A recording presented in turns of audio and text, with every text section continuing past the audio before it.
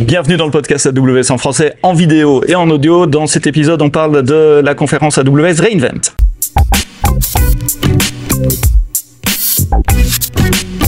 Bonjour, bienvenue dans ce nouvel épisode du podcast AWS en français, un podcast un peu spécial puisque pour la première fois on est en vidéo et en audio, donc vous pouvez nous écouter sur les canaux traditionnels, vos applications de podcast préférées sur Deezer, Spotify, Apple Podcast et les autres comme d'habitude, mais vous pouvez voir notre tronche également à 7h30 du matin, sans café, si vous allez sur le YouTube d'AWS France ou sur mon YouTube perso Sebsto, S-E-B-S-T-O. Ça c'est la première raison pour laquelle il est exceptionnel. La deuxième raison, c'est parce que j'ai plein d'invités autour de moi, vous allez découvrir, je vais vous les présenter au fil du podcast. Et puis la troisième raison, c'est parce qu'on est à Las Vegas et on n'enregistre pas tous les jours à Las Vegas. Qu'est-ce qu'il y a à Las Vegas cette semaine? La conférence AWS re:Invent. Je commence par Olivier, c'est ton premier re:Invent, ça fait quoi d'être ici? Déjà, super content d'entendre que l'émission est exceptionnelle grâce à nous. Hein. C'est la principale raison. Non, c'est la première fois effectivement à re:Invent. L'ambiance est extraordinaire. Je suis super content d'être là. Et c'est ma première grosse conférence depuis que j'ai rejoint AWS, donc première conférence organisée par AWS. 50 000 personnes. Effectivement, plein de sessions, pas mal dont je voulais aller voir, mais beaucoup trop. Et 1000 sessions, elles seront disponibles d'ailleurs. C'est pour ça que je peux pas toutes aller les voir. Heureusement qu'elles sont en vidéo parce que c'est difficile d'entrer. Dans le micro. Je disais heureusement qu'elles sont en vidéo parce que c'est difficile de rentrer avec tout le monde. Oui, c'est vrai qu'il y a des longues files d'attente aussi pour les. Ça parle du succès. Pour les sessions. Et non, j'ai fait un petit tour hier sur l'espace Exhibition et j'ai vu pas mal de clients, de partenaires et c'était super intéressant de voir comment ils jouaient bien le jeu de la conférence. Tout le monde a passé un très bon moment. Et donc voilà, ravi d'être ici. Alors on a des casquettes ridicules sur la tête et on se fait arrêter dans les couloirs tout le temps parce qu'on porte ces casquettes. Si vous écoutez en audio, je vous décris la casquette, il est marqué CloudQuest, mais surtout il y a une petite girafe magnétique qui est là qui se balade au-dessus de nos têtes. C'est quoi CloudQuest? Alors je crois qu'elle s'appelle Cloudy, c'est la petite girafe qui porte un casque de verre, je ne sais pas pourquoi. Oui, c'est une girafe avec un casque de réalité virtuelle. Voilà. Et CloudQuest, qu'est-ce que c'est? C'est une plateforme pour apprendre AWS sous la forme d'un jeu. Donc c'est un espèce de jeu de rôle, tu incarnes un personnage, donc tu as plusieurs rôles, donc tu peux être un solution architect, un ingénieur en machine learning, ou tu peux être un débutant, cloud practitioner, et donc voilà, tu vas te promener dans une ville, et tu vas rencontrer des gens qui ont des problèmes, par exemple, ils ont besoin d'héberger un site web, et tu vas devoir résoudre leurs problèmes. Ça m'arrive tous les jours. On m'arrête dans la rue. Ça peut arriver ici, je pense. Las Vegas, on avait pas mal de monde. Et en fait, donc voilà, t'as une partie courte, donc tu vas apprendre des choses, et t'as une partie pratique, parce que c'était vraiment un des buts de l'équipe de CloudQuest, c'était de faire apprendre par la pratique. Et donc t'as une petite sandbox AWS qui va être créée pour toi, et dans laquelle tu vas devoir du coup manipuler et résoudre les problèmes des gens. Puis à la fin, t'as un petit badge qu'on te donne quand t'as fini toute l'émission. Et la quest ultime, c'est la girafe? Je crois qu'il y a un truc à un moment quand t'as assez de rewards, tu les collectionnes et t'as effectivement la girafe. Un super moyen pour apprendre le cloud, en tout cas pour pouvoir pratiquer avec les mains dans le cambouis, avoir des environnements pour résoudre des use cases. Et en fonction des profils, donc le profil Cloud Practitioner qui est celui pour débuter, c'est gratuit. Pour ce profil-là. Après, pour les autres profils, c'est un abonnement par mois qu'il faut payer, mais qui reste assez modeste. Mais au moins, pour tester avec la Practitioner, la plateforme est gratuite. Donc voilà, quelque chose à faire. CloudQuest, vous partez de Skill Builder, skillbuilder.aws ou skill.builder, je ne sais plus, enfin vous tapez dans Google. Votre moteur de recherche préféré, voilà, il trouvera. Et vous trouverez assez facilement. La personne à ta droite s'appelle Jérémy Rodon, tu es Cloud Architecte chez Devoteam et chez Revolve. Oui. C'est pas la première fois que tu es dans le podcast AWS, les auditeurs habituels te connaissent déjà, tu as déjà fait des récaps aussi, tu connais ce format-là? Oui. Même en vidéo, on était sur Twitch en direct l'année passée. Oui. Ouais. Pour le re:Invent? Ouais. Ah oui, c'est vrai. On était filmé. Ouais. D'accord. Bon. C'était pour ça qu'il y avait une caméra devant. Alors, tu es arrivé ce matin ici sur le studio et tu as dit, il y a eu un truc génial pendant la keynote de Peter DeSantis hier. Oui. C'est quoi? Je l'ai regardé à 5h du mat ce matin, parce qu'avec le décalage horaire, voilà. Donc, elle était en vidéo, je regarde la keynote, et à la fin, annonce géniale, le call snap pour Lambda.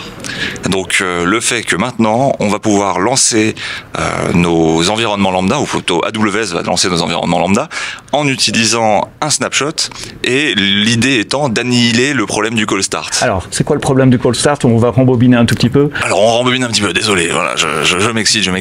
Et du coup, l'idée c'est que quand on lance une fonction Lambda, AWS doit provisionner un environnement. Pour ça, il lance une micro VM, donc avec une technologie qui s'appelle Firecracker, pour ceux que ça intéresse et qui est open source. Et cette micro VM, une fois qu'elle est lancée, elle doit aller chercher le code, et puis elle doit lancer le runtime, et puis elle doit commencer à exécuter le code. Et pour certains langages, comme par exemple au hasard Java, ça peut être significativement un petit peu long avant que le vrai code opérationnel de notre fonction lambda soit invoqué, quoi. Ça peut prendre des secondes. De changer toutes les classes. C'est surtout la JVM, le chargement des classes, la décompression du bytecode, tout ça peut prendre énormément de temps.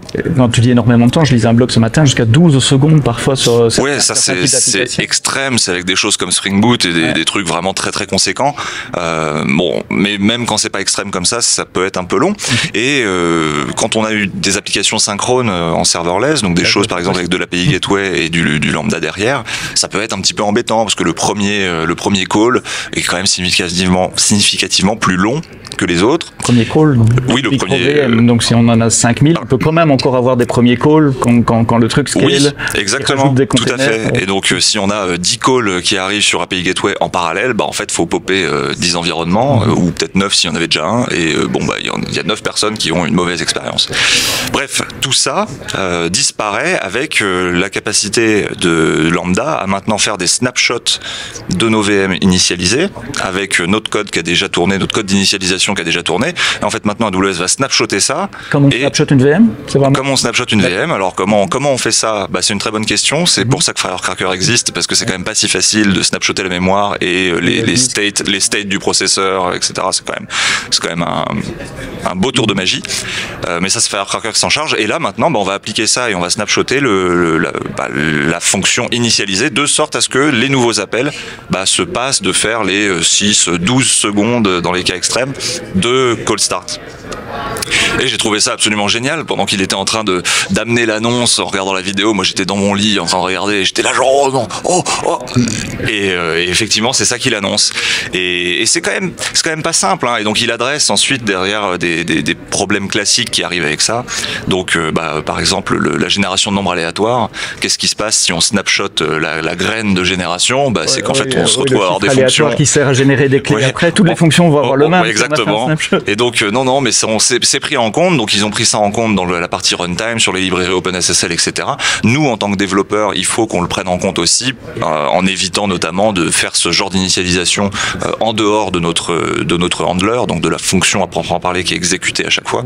Donc faut faire un petit peu attention à ça, mais le gain est gigantesque, donc on a tout intérêt à le faire. Il y a d'autres trucs qui sont pas restaurés, les connexions réseau. Donc typiquement on ouvre des connexions JDBC vers RDS. Oui. Ça, il faudra les refaire quand même dans le handler. Oui, il faut mais je suis pas sûr que ce soit un gros problème, parce que ça, justement, si on fait du JDBC, finalement, le côté retry est assez facile à mettre en place. On n'a pas besoin en tant que développeur de pondre 300 lignes de code supplémentaires pour ça. Pour Boto 3, pour les SDK, j'ai l'habitude de faire du Python. Pour le SDK AWS, ils ont déjà fait le travail pour que ça se passe bien. Donc, AWS a déjà fait le travail. Et puis un autre truc pour les développeurs aussi, c'est, je disais, si vous avez un cache et que vous avez hydraté votre cache dans la fonction init, le cache il sera peut-être déconnecté des vraies données, donc il sera plus synchro par rapport à vos données. Enfin bon, ce sont des petits inconvénients pour un énorme avantage. Je sais même pas, parce que si on fait un cache, de toute façon, on vérifie quand même si le cache est stall ou pas. Donc d'une façon je pense que normalement. Mais il y a un mais. Mais il y a un mais. Parce qu'on parle de Java et JDBC là depuis le début. Je vais vous demander pourquoi est-ce qu'on parle de Java. C'est pas Jérémy qui est devenu développeur Java sur la nuit. Donc non, je suis pas devenu développeur Java. Moi, sur le coup, j'ai bien vu que l'exemple était fait en Java, mais moi je me suis dit, c'est bon, c'est pour tout. Et donc je suis arrivé en pensant que ça marchait aussi. J'étais super excité. Et là, ils m'ont cassé le moral tout de suite en me disant, non, mais c'est que pour Java pour l'instant. Bon, je pense que ça va arriver pour les autres langages, parce que pour les autres langages, alors c'est sûr que c'est moins C'est peut-être moins important. Enfin, Moins, je veux dire, en fait, ça paraît moins important, mais plus rapidement. Moins urgent. Moi, l'avantage, c'est que je vais voir quand même des clients et que je sors un petit peu de AWS. Et finalement, quand je recommande le côté serverless, donc le classique API Gateway pour prendre les connexions, Lambda pour faire le traitement, DynamoDB derrière pour faire le côté state management. Ça, c'est un modèle très classique de serverless synchrone avec une API REST. Et en fait, il y a quand même des clients que, même avec du Python derrière, le petit call start Python qui fait 400, 500 millisecondes, ça dépend un petit peu, eh ben ça les embête aussi. Alors, ils commencent à s'inventer des stratégies de comment est-ce qu'on garde les lambdas chaudes, etc. On a quand même aussi ça. Le gros de l'implémentation, enfin sous le capot, comme tu l'as dit, c'est Firecracker. Firecracker, c'est cette technique de virtualisation qui fait des micro-VM. Donc, a priori, c'est le même Firecracker pour Python, pour TypeScript. Donc, on peut espérer. Voilà. Je fais aucune pré-annonce, hein, c'est pas mon genre, vous savez bien. Mais quand on lit le blog post, Jafar qui a écrit le blog post, il dit on lance le service avec Java. Donc, on peut espérer qu'il y en aura d'autres. Non, moi, j'espère en tout cas que ce sera fait. Ça paraît faisable et je pense qu'il y aura quand même un bénéfice. Voilà, enfin on aura une consistance des temps de réponse sur API Gateway et ça c'est quand même stylé quoi. Alors tu as parlé de ton infrastructure classique avec une application qui appelle l'API Gateway en serverless, Lambda qui appelle RDS. Il y a aussi des nouveautés sur RDS. Regardez la transition quand même. Ah, la transition de vous. Bon, j'avais parlé d'DynamoDB mais c'est pas grave. Moi j'ai entendu JDBC. Tu as entendu ce que... Mais effectivement, pour RDS, il y a aussi eu des annonces. Donc, il y a eu une annonce, enfin la principale, hein, celle dont moi je peux un peu parler, c'est la Blue Green, le Blue Green Manager pour RDS. Donc, quoi du Blue Green déjà? Alors, c'est quoi le Blue Green? Donc, l'idée, c'est on a un environnement. Il tourne, il est en production, il y a des gens qui sont dessus, ça ronronne. Et il faut le mettre à jour. C'est fatal, soit pour des raisons de mise à jour de sécurité, ou dans le cas d'une base de données, peut-être il faut mettre à jour le schéma pour supporter de nouvelles features. Et ça, c'est une opération qui est extrêmement dangereuse, parce que même si on teste tout en environnement de développement avant, etc., bon, entre le dev et la prod, pour une base de données, c'est quand même pas la même chose. Il est assez rare d'avoir une base de données de dev qui contient toutes les données de la prod, avec peut-être la complexité, la richesse de complexité qu'il peut y avoir. Et donc, c'est une opération dangereuse, et avant, qu'est-ce qu'on faisait? Alors, il y avait plusieurs techniques, hein. On met à jour. Et puis, si ça se passe bien, ça se passe bien. Si ça se passe mal, on a des snapshots. On restaure un backup. Donc, on restaure un backup de précédent. Bon, c'est pas idéal, ça fait une grosse interruption de service. Ou alors, on peut essayer de faire du Blue Green. Donc, Blue Green, qu'est-ce que ça consiste à faire? C'est de dire, je vais laisser mon environnement de prod qui tourne. Je vais en créer un nouveau, entièrement. Et je vais tout dupliquer. Je vais mettre à jour ce nouvel environnement. Et puis, je vais tester qu'il marche bien. Je vais basculer ma production dessus. Si ça se passe bien, ça se passe bien. Si ça se passe mal, je peux rebasculer en arrière. C'est l'avantage d'avoir les deux en parallèle. Et puis, donc, si ça se passe mal, je reviens en arrière. Si ça se passe bien, au bout de quelques minutes où je suis bien convaincu que ça se passe bien, quelques heures, bon, ça dépend le temps qu'il faut pour se convaincre, on enlève l'ancien environnement. Et donc, sur AWS, ça s'y prête bien, parce que finalement, avec le cloud, comme on n'investit pas dans des ressources, le Blue Green, ça s'impose un peu comme une évidence. On fait de l'automatisation, on a une capacité à déployer de nouveaux environnements assez rapidement. Le temps qu'on paye avec deux environnements en parallèle est assez anecdotique en réalité. Mais faire ça sur des web servers, des instances EC2, des containers TTS, c'est facile. C'est facile. Mais il y avait une base de données, c'est stateful. Et donc avec une base de données, c'est quand même beaucoup plus compliqué. Il faut faire la nouvelle. Donc on repart d'un snapshot. Il faut faire la réplication en continu. Et puis à un moment, il faut stopper les écritures d'un côté, basculer de l'autre. Bon, c'est pas si facile. Donc certains clients, paraît-il, le faisaient. J'en ai jamais rencontré moi, mais quand j'avais vu l'annonce, on parlait de ça. Et là maintenant, AWS en fait le fait pour nous. Un des enjeux, c'est que notamment les clients qui le faisaient avant étaient obligés de créer une nouvelle, finalement un nouveau cluster, une nouvelle instance RDS, ce qui veut dire un nouveau endpoint, ce qui veut dire qu'au niveau de l'application, il fallait faire la bascule. Oui, ici c'est le service qui va gérer. Alors que là, c'est le service qui va gérer. DNS. Exactement. Et ça, c'est un gros avantage, puisque l'application pour elle, c'est quasi transparent. En tout cas, c'est transparent du point de vue de sa configuration. Il y a quand même une petite interruption de service. Hein. Le Blue Green, faut quand même basculer. Il n'y a pas de miracle. Oui, il n'y a pas de miracle. Les connexions sont perdues, mais bon, on parle de quelques secondes, dizaines de secondes, peut-être minutes pour des cas complexes. Faudrait tester. Alors qu'avant, on parlait de potentiellement, des dizaines de minutes d'interruption, voire des heures. C'était typiquement des choses qui se faisaient en HNO le vendredi soir. Alors non, pas le vendredi soir, donc le samedi, où on se prépare à travailler le week-end. Bref, c'était pas facile, donc on le faisait pas très souvent.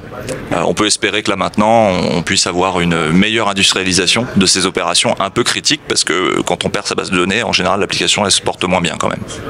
Cool, belle explication, merci. On va te laisser parce que je sais que la keynote à 8h30, c'est dans 40 minutes et il y a de longues queues, il faut y aller. Donc, merci d'être venu. Tant que tu parles d'RDS, je te laisse passer la place au prochain intervenant. Merci Seb de m'avoir. Toujours demain ou après-demain, tu repasses Je repasse quand tu veux, demain si tu veux. Cool, merci. Autre nouveauté sur RDS, c'était la possibilité d'avoir des lectures et des écritures optimisées. En gros, on va dans le service manager RDS aller mettre certaines tables sur des SSD locaux là où la machine fonctionne, de manière à booster la performance à la fois en lecture sur des tables temporaires de MySQL et en écriture. Donc si vous utilisez RDS, regardez le blog post. Je l'ai pas dit, mais comme d'habitude, toutes les notes tous les liens sont dans les notes, que ce soit de la vidéo ou du podcast.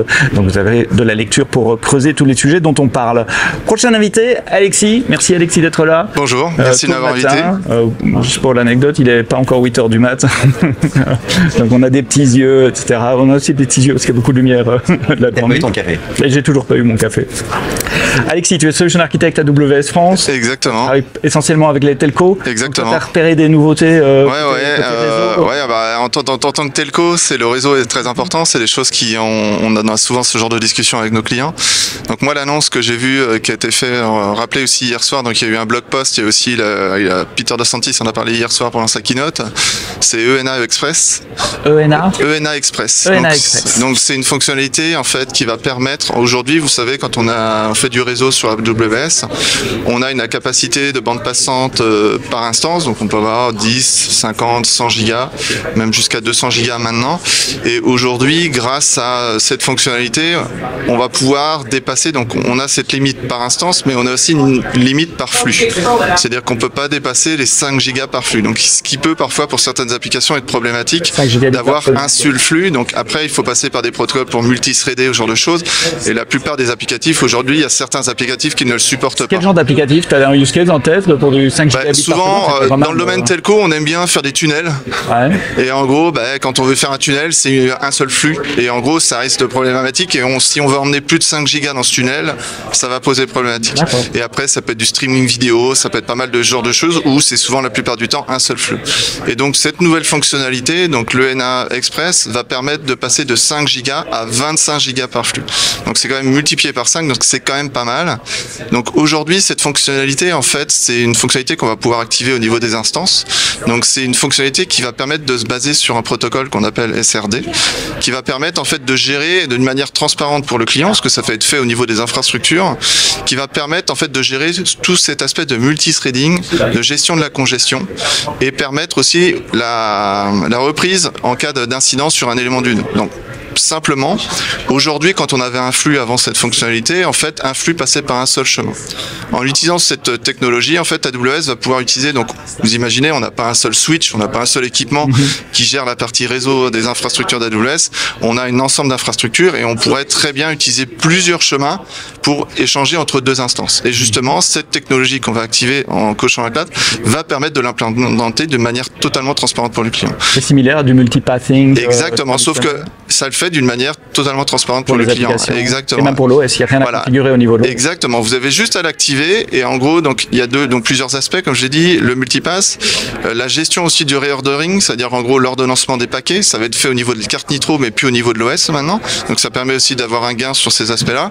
Et la reprise sur incident. On imagine, là on est sur plusieurs chemins, on a un équipement qui tombe en panne sur le chemin.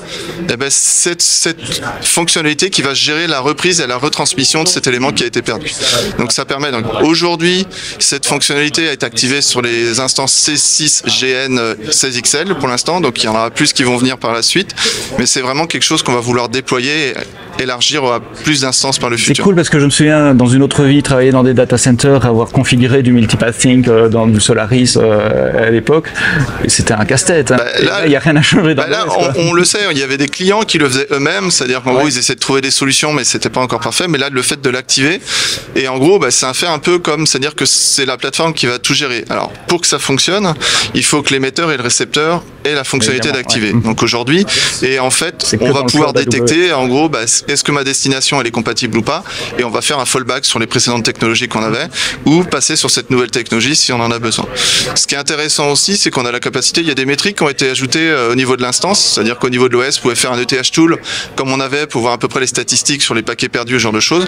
Et là, on va avoir des nouveaux métriques qui vont pouvoir savoir justement le nombre de paquets qui ont utilisé ce genre de technologie et d'avoir un peu plus de visibilité sur est-ce que c'est réellement utilisé ou pas dans le cas de mon switch. C'est utile pour quoi? Pour les telcos, pour le HPC, pour... Exactement. En fait, tout ce qui va être intensif d'un point de vue d'avoir des flux au-delà de 5 gigas. Et en fait, tout ce qui va être tuning, vidéo, ou en gros, on voit il y a quand même de plus en plus de technologies. On va essayer du web en général, on n'a pas des flux de 5 gigas, c'est tout. Par définition, mais voilà, on commence à avoir des use cases où...